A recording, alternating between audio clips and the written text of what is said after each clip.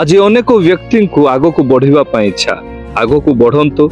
आपण मानक मु मो सहित अनेक प्रभु को दास माने प्रार्थना करते किंतु आपन को उत्साहित करने चाहे आग को बढ़ा को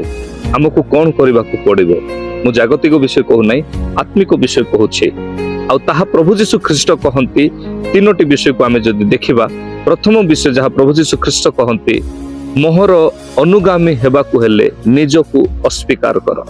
द्वितीय विषय जदि आमे देखिबा जोहन तार 12 पर्वर 24 पदर लिखा जाए सत्य सत्य मु तुम मान को कहूछि गहम बीज जदि मृत्तिकारे पड़ी न मरे ताहेले ताहा एकमात्र थाए किंतु जदि मरे ताहेले बहुत फल फले। आपण चाहंती फल फलिबा पई आपण चाहंती गोटे बहुत बड़ गछ हेबा पई ताहेले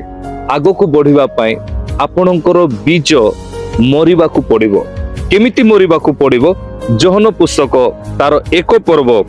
13 पदरे लिखा जाए से माने रक्तरु शरीररु इच्छारु अबा मनुष्यर इच्छारु जात हेले नाही बरं ईश्वरଙ୍କ ठारु जात हेले निज शरीरर इच्छारु जात हेले नाही।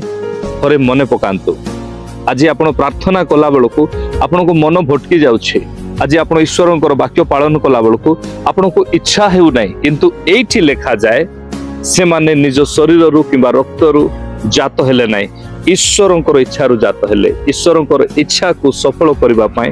एही ईश्वरଙ୍କର वाक्य हम जीवन रे आवश्यक।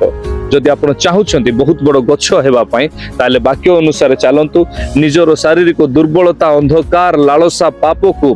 जोहन 12:24 अनुसार ताको मारी दियंतु संपूर्ण भावरे आ ताहेले आपण गजा हेबे आ बहुत परिमाण रे फल फलिबे। प्रभु आशीर्वाद करंतु।